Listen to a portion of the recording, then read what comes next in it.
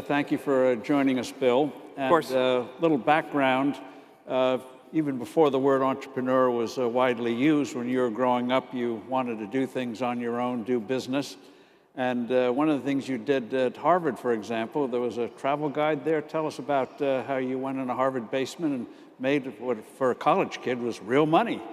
Sure. So I went to work for Let's Go travel guides that were produced by Harvard students. And I was an advertising salesperson. And they had designed the commission structure for less motivated people. And I made about $14,000 working for the summer. But they did everything they could to stop me from selling more ads because they were afraid I was making more money than the professional who was running it. So it was an interesting life experience. And then I didn't know that kids had to pay taxes. So I took the $14,000 and I bought like the world's most incredible stereo. And then the tax bill came. So, you in favor of a flat tax? Say yes. For you, yes. Probably not, but I'm in favor of meaningful changes in the way taxes are administered, for sure. So after college, making that good money before the IRS came, you went into, you got involved a little bit learning about finance and real estate? Yes, worked for actually my dad for a little under 2 years.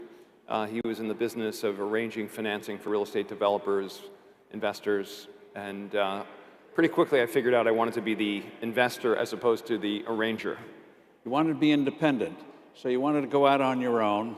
How in the world does a kid raise money?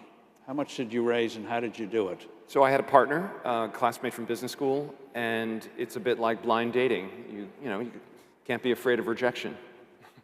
But you ask enough, and we had a good story to tell. At least I thought of it that way. And we went to people who had we basically went through the Forbes 400 list, and I cold called, and I got meetings, and the Forbes 400 is comprised of a lot of entrepreneurs who like the idea of a couple of young guys starting something, and they want to be part of it, and that's how we raised the money. And we asked them for, $500,000, and I think they liked the psychological benefits of being an early investor. And one of the things you did was Rockefeller. Yeah, so tell us most about significant that and how you got a valuation from a firm. Okay, so that was Tim Horton, but first Rockefeller. Okay, so Rockefeller Center was it was a public company that owned a $1.3 billion mortgage in Rockefeller Center. It was a time where the Japanese were walking away from U.S. real estate.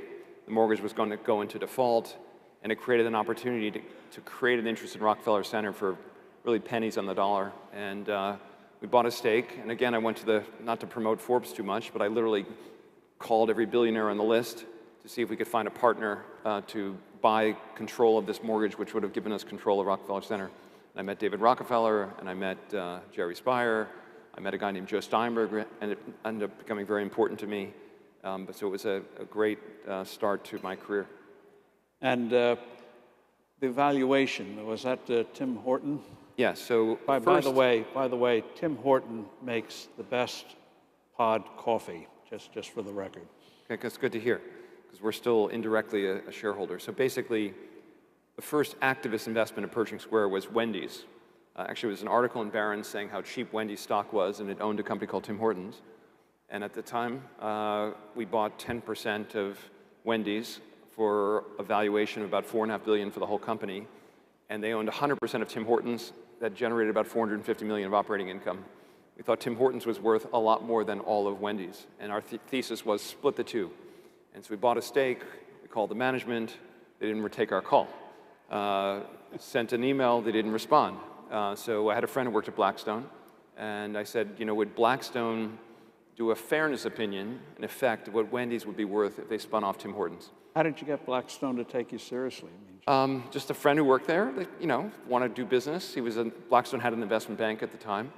And Steve Schwartzman actually signed off on the fairness opinion for Wendy's spinning off Tim Hortons, and we mailed it in, filed it in a 13D, and 6 weeks later they split the company, stock doubled, and that was the beginning of our activist career at Pershing Square.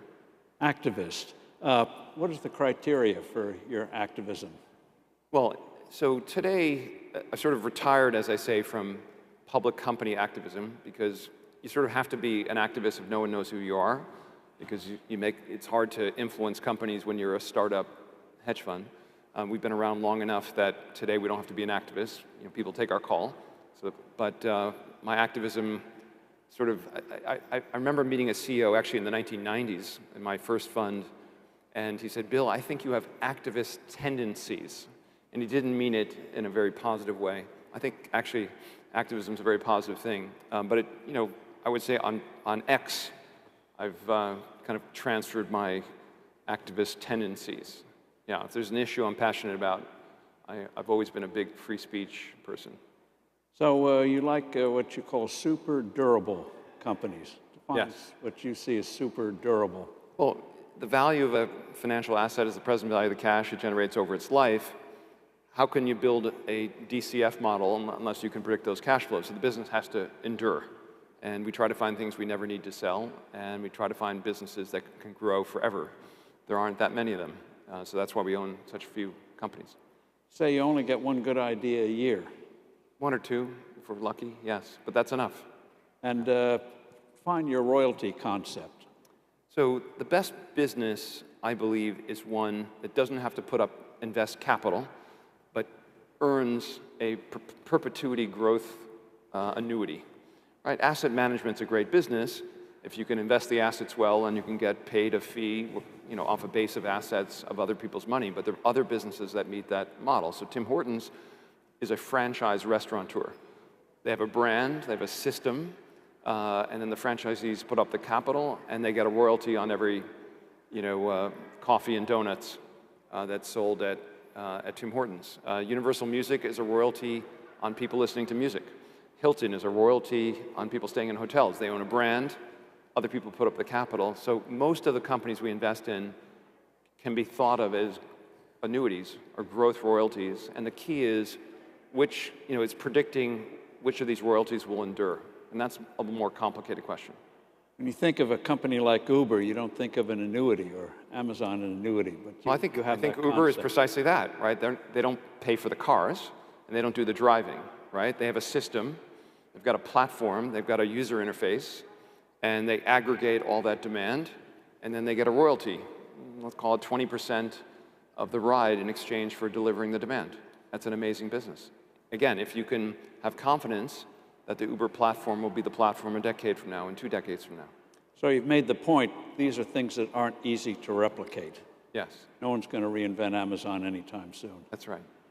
And sometimes you don't buy what cheap. You think it's a good value, but it doesn't look cheap. Chipotle. Yeah, so Chipotle didn't look cheap. People use kind of a rubric for valuing businesses, right? The PE ratio is kind of a very simple way to think about a business, but a stock can be expensive at 10 times earnings, and it can be cheap at 50 times earnings. What matters is not next year's earnings. What matters is the present value of the cash over the life of the business. At the time we bought Chipotle, they had a food safety crisis. Sales were getting crushed. People thought the company was going out of business, and it didn't look cheap. But if you believed you could change the course of Chipotle's history, fix the food safety issues, it was extremely cheap. And the stock is up, you know, probably 9-fold from the time we bought it. It's amazing. Chipotle is now going into Mexico. Everyone sort of assumed it was from Mexico, but anyway, about images. Yes. So we did a cover story on you a few years ago. It's actually a decade ago.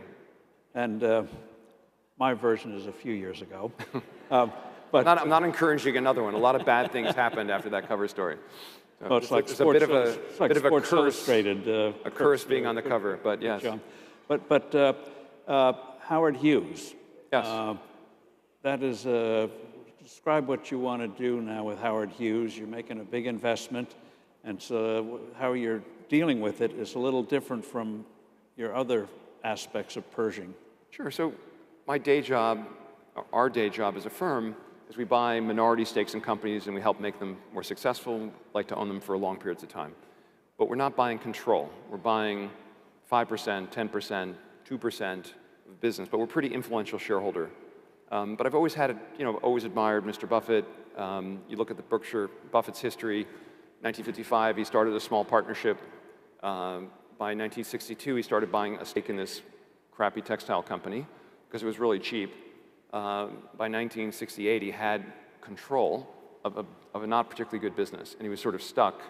And he sort of got tired of managing money where the money could disappear, where people could add and subtract, and he kind of wound up his hedge fund. He was an activist hedge fund manager, if you go back and follow his history, and he took control of this business, and he used it initially. First, he bought an insurance company, bought a bank, and then over time he built, obviously, $1 trillion business. And I've always, he's been an unofficial mentor of mine, and I've always thought. When you were a youngster, you read his letters, you read Graham Dodd, and you read Forbes, right?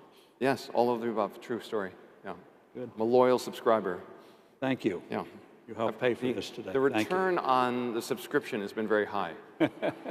It's disappointing that media companies don't do better because, particularly business media can be a very profitable read, I would say.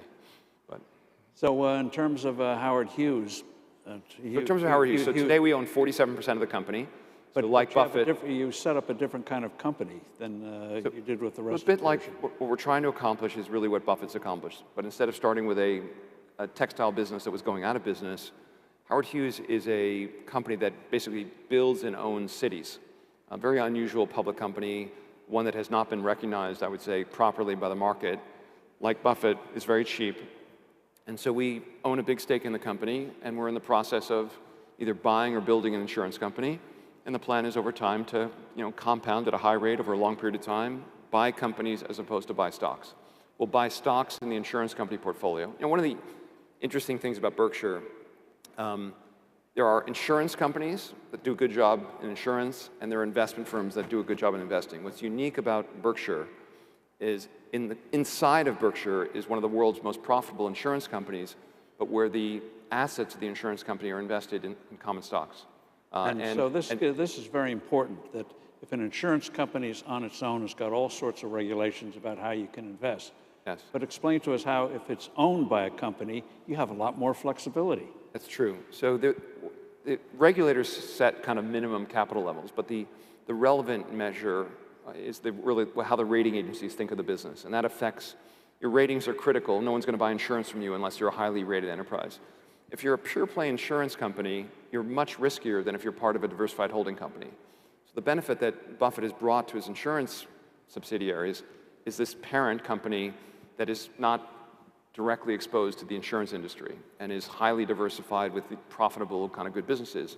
So with that kind of credit support and running a relatively low leverage insurance company, they're writing a relatively small amount of premiums relative to the equity of the insurance company, he's given a lot more flexibility investing the assets of the insurance company.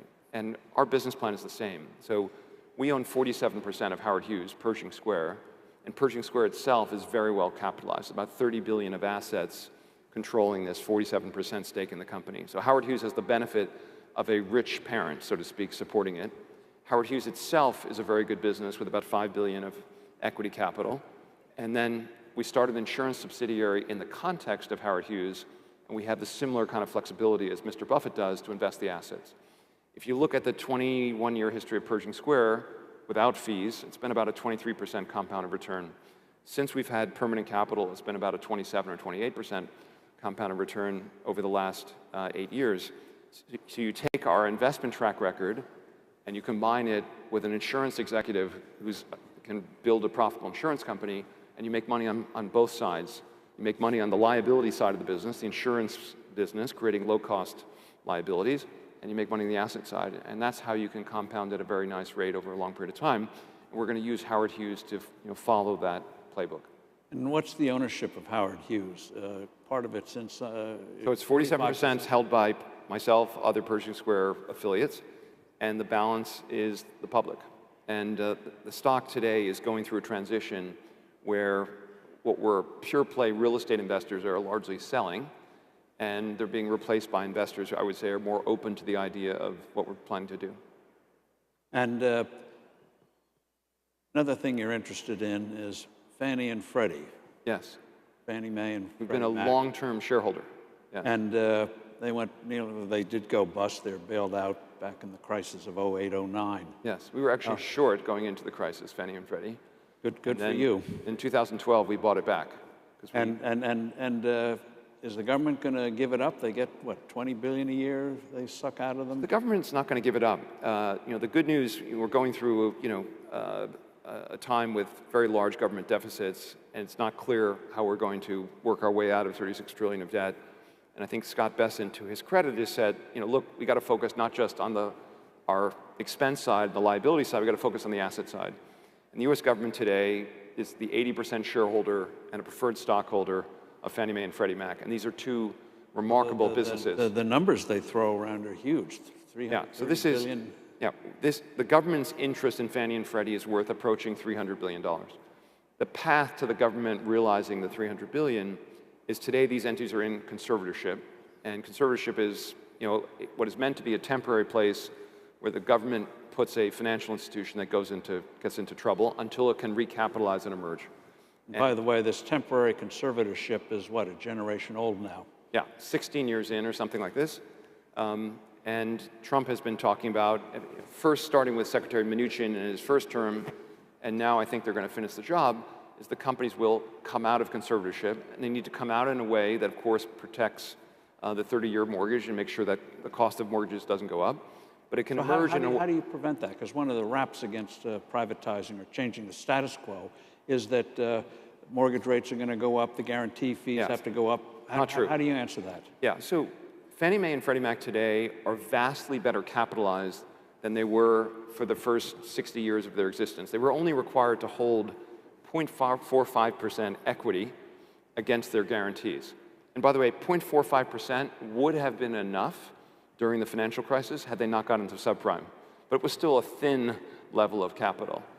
When they emerge from conservatorship, assuming they do, they'll emerge with at least 2.5% of equity relative to their guarantees. And if you think about their business, it's not a bank. People are confused by this. Fannie and Freddie's business is they buy conforming mortgages, mortgages that meet a very safe standard, first mortgages on middle-class homes from credit-worthy borrowers that are not that likely to default, and if they default, there's unlikely to be small losses. They buy those mortgages, they package them up in these trusts, and they sell securities backed by them, and they guarantee the securities. But the probability of default is very low on this kind of highly diversified, very safe collection of mortgages. And they collect a fee, a guarantee fee for doing this. So the protections they have against their inability to meet the guarantee is, one, they start with a huge amount of capital. They're going to merge with $200 billion of equity. If they went private, would they still keep their line of credit with the Treasury? Is what? How many hundreds of billions? So they've got about $7 trillion of guarantees, and they have enormous cash flow that comes in from the 65 basis points per annum they charge on those guarantees. So if we went through another financial crisis, first they have to blow through all their equity. Then they have the benefit of almost $400 billion of the ability to call upon senior preferred stock from the government. And they also have this enormous earning power that continues even when they go through a challenging period. So there's a belt, there's suspenders, there's another belt, there's suspenders, there's a huge amount of equity. And then beyond that, because of the systemically important nature of Fannie and Freddie, they do have an implied government backstop. And so like JP Morgan, if JP Morgan were to fail, the government will come in some form. But there's a huge amount, unlike in the past, where there's a relatively small amount of investor money at risk before the government stepped in. Here, there's massive amounts of private sector capital, and there'll be more if they emerge. So I think, and actually, these have been wards of the state for 16 years. They've done a very good job, but they can be run much more effectively as true profitable enterprises. They've been limited in what they can pay their management teams because of the Congress. And with that, so do you think politically you can overcome the obstacles? Because the critics say, oh, it's going to wreck the mortgage market. You're going to have 9% mortgages with a guarantee fee and all of that. I mean, the demagogue's already started. Yeah.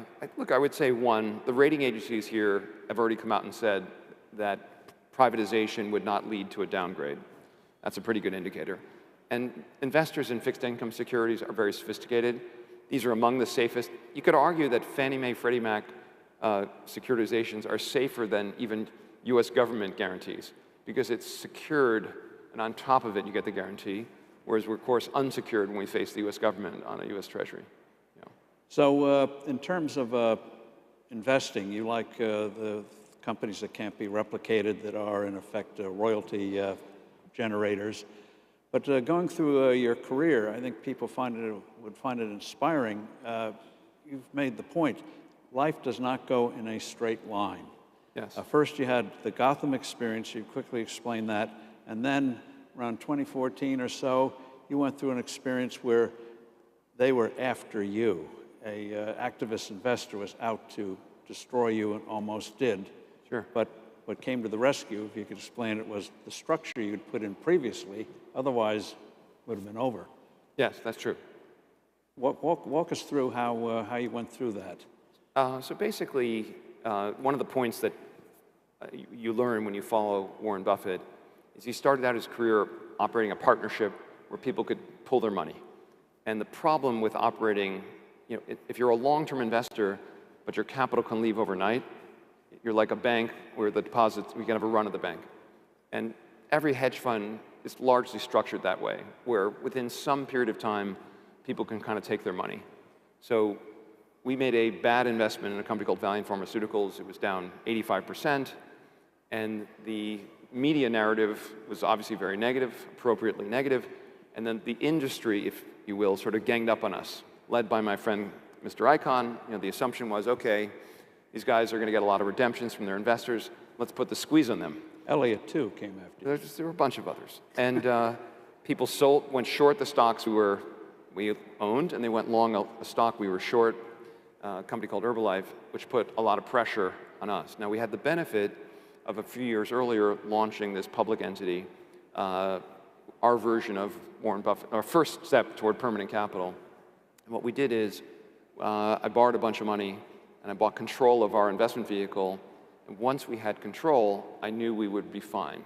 That's quite a story. You were able, your speculation is going down. Oh. Your personal life, which we'll get to in a moment, is going through, say, be polite, a transition. Oh. So you have all that kind of pressure. How are you able to get J.P. Morgan to lend you when it looks like your assets are disappearing? What was it, $300 million, where you could actually buy in your stock and beat back the... Yes. So,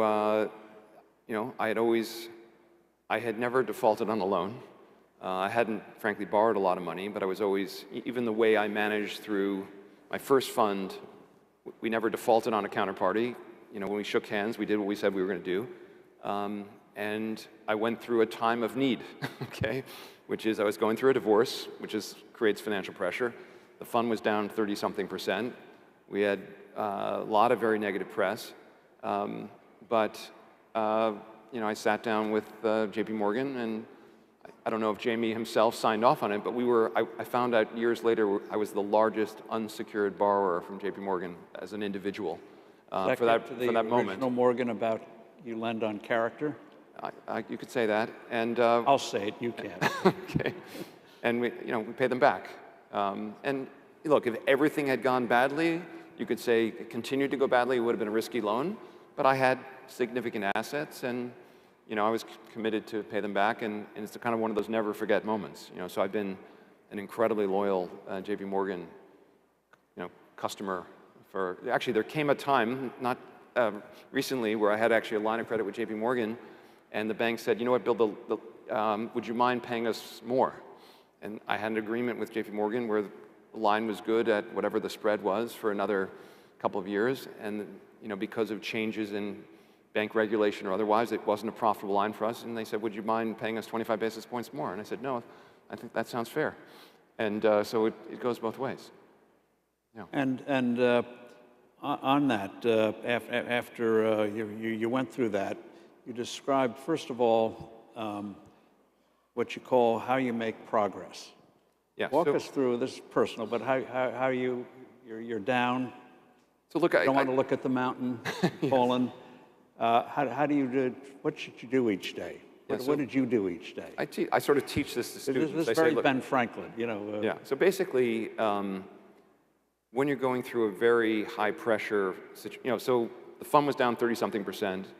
The press, loves you on the way up and loves you even more to write about you on the way down. So there was a lot of very negative press. There was some litigation in connection with that Valiant investment, and I was in the middle of a divorce. So it was bad. About as bad as it gets, but I didn't have a health issue. So one, it's important to keep perspective. But the way you manage through that kind of stressful situation, all of us are going to have a moment like this. Unfortunately, it's going to be, a health issue. It's going to be you're fired from your job, your startup fails. And it's even harder when you've fallen from a high place to a low place. So my method was just, I'm going to make a little progress every day. Compounding is the solution to the vast majority of progress in the world, and personal compounding is even more powerful because you make 0.1% progress every day. It doesn't sound like a lot, but annualized, it's a huge amount. And so what I said to myself going through this period is, each day I'm going to make progress. I'm not going to look back to where I was, because if I look there, I'm going to get discouraged. I'm just going to focus on the next step, and then the next step, and the next step. And you don't notice any meaningful change for the first few weeks. But about 90 days in, you're like, okay, I'm here.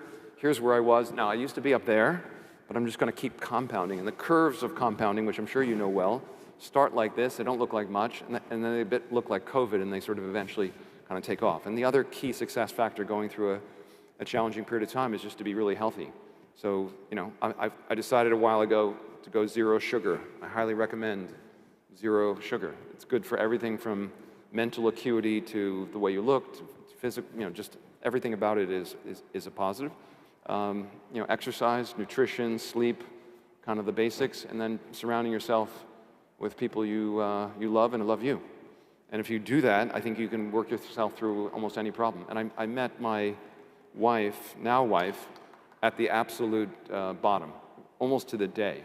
I had my first date with her, and that was I think love saves us all.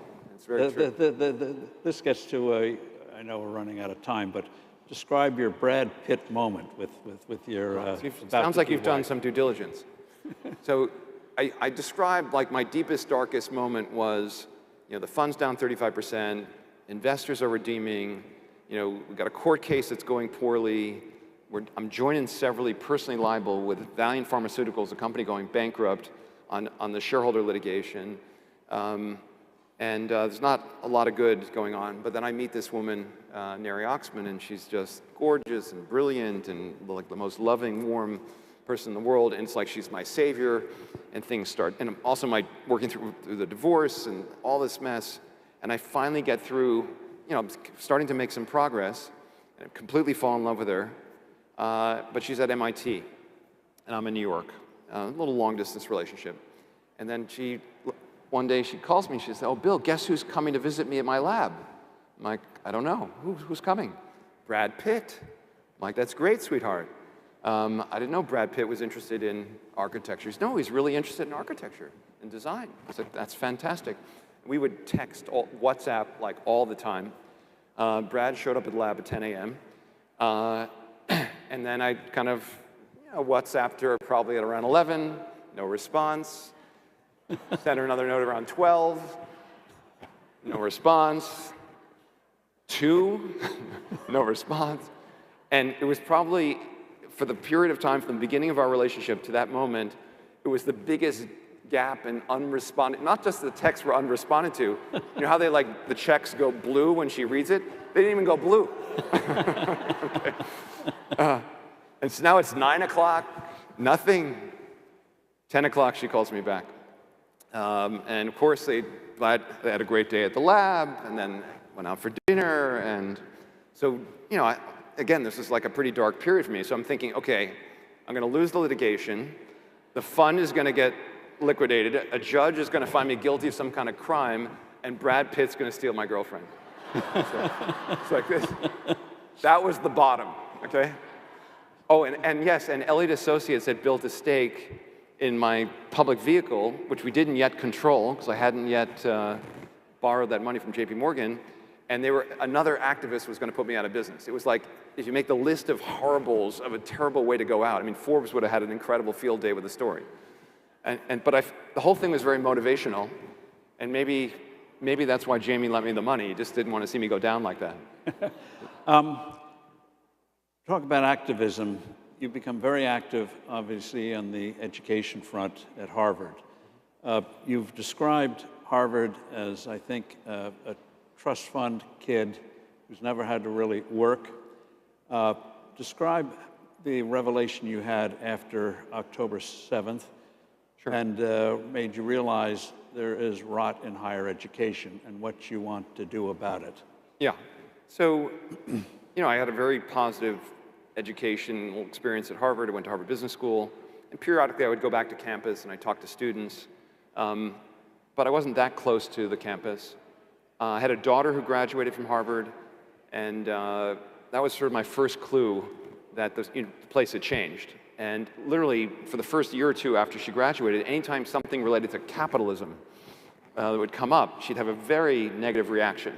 And I thought this was strange. And again, not everyone has to believe in all the tenets of capitalism, but she was very sort of negative on capitalism. And October 7th happened, which was a very bad day, obviously, but October 8th on campus was worse because of how a meaningful subset of the students responded. 34 Harvard student organizations came out and said that Israel was entirely responsible for the acts of Hamas, solely responsible, at a time when the terrorists were still killing people, on Israeli soil. I thought this was obviously surprising and strange.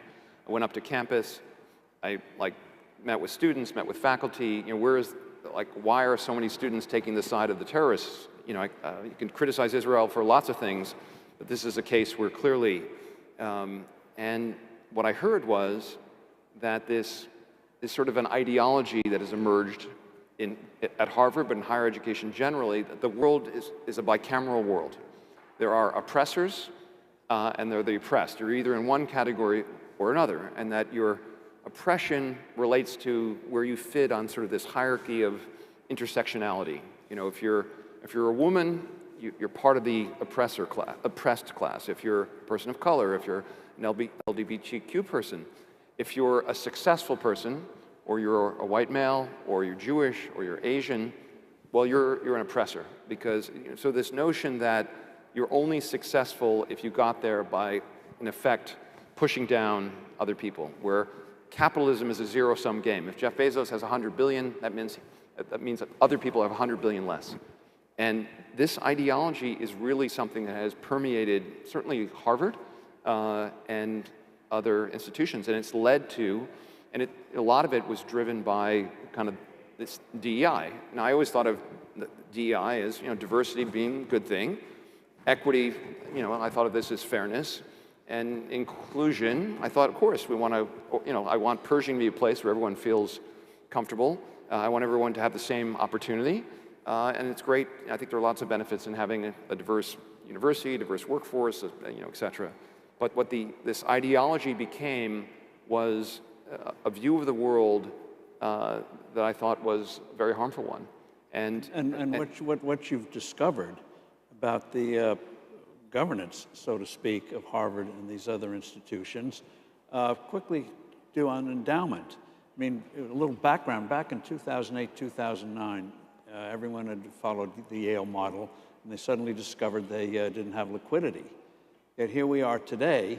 These institutions, go quickly through Harvard, have a lot of illiquid assets, and they need cash. How did they get themselves in a position like that? They look rich, but they're cash poor. Yeah. So basically, Harvard has really mismanaged itself.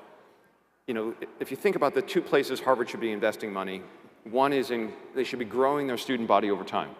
I graduated, my class was 1,640. Graduating class this year was 1,700. They've grown 4% over 35, 36 years. So in terms of the service they're offering to the country, the number of slots relative to the growth in the population has declined. Percentage of US students versus foreign students went from a small percentage of foreign students to 27% of the most recent class. The result being that in terms of Harvard being a place to educate American leaders, they're not really satisfying that. They've made no progress whatsoever. If you look at the growth in the administration, however, there's been massive growth in both overhead and kind of staffing. The faculty has been flat for the last 15 years. So it's not like they're growing the faculty appointments. So now how have they been funding this? They've been funding this with an endowment, but also a huge amount of federal funding, a much larger amount over the last whatever number of years. And they're very reliant on philanthropy from their alums. And what's happened is philanthropy have $8 billion of debt. Is that true? That is true. So anyway, But they had a $53 billion endowment. Everything seemed fine. The problem they have is 80% of the endowment assets are in illiquid assets. Real estate, private equity, venture, and the probably most liquid of the 80% are hedge funds. But even those, they're required to lock up their capital. They rely on short-term funding from the government and from donors. The government funding has been largely turned off. The donor funding is, if you're a donor today, so they've been financing their operating expenses by borrowing money. They've gone from almost no debt to now $8 billion of debt. They've borrowed a couple billion in the last, I think, 18 months. I even question whether $53 billion is the accurate value. If they go to sell their illiquid assets, they're not going to get par. And so they found themselves, and so why have they done this? The answer is people who manage endowments don't want, private equity assets look less volatile than market assets because they don't get mark to market as often. And I think really by reason of many people wanting to keep their jobs, you put assets in assets that don't mark as often, you're less likely to look stupid, at least for some period of time. And I think that's led to a lot of endowments investing in illiquid assets. And since we're out of time, the whole governing structure of Harvard is done in a way, and I guess institutions do their variations of it, where you can't mount easily an outside challenge. So Harvard is managed by a 13-person board that elects itself. And if any other company had been mismanaged in this fashion and had dealt with the issues in the way they have and allowed ideologies to develop and eliminated free speech on campus, no viewpoint diversity, et cetera, the shareholders would have thrown them out by now. But the same chair continues to manage the institution. So in closing, you've taken the controversial position that what is emanating from Washington is not the barbarians. It's how you get change through money. Look, the unfortunate thing is I don't blame the science faculty at Harvard for the problems of the institution. But ultimately, the faculty have to be responsible for themselves. It's a subset of the faculty and a subset of the students that have been taking the place down.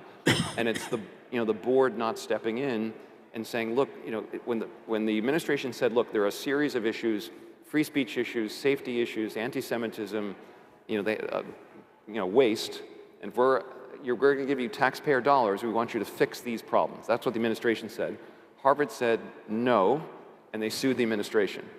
Trump doesn't like that, and he responded, as would be expected, very, very aggressively. And they've put themselves into a very self-inflicted spot, which they could get out of, but it would require the chairman of the board to resign and the president of Harvard to go to the White House and apologize and say, look, we're prepared to fix A, B, C, and D.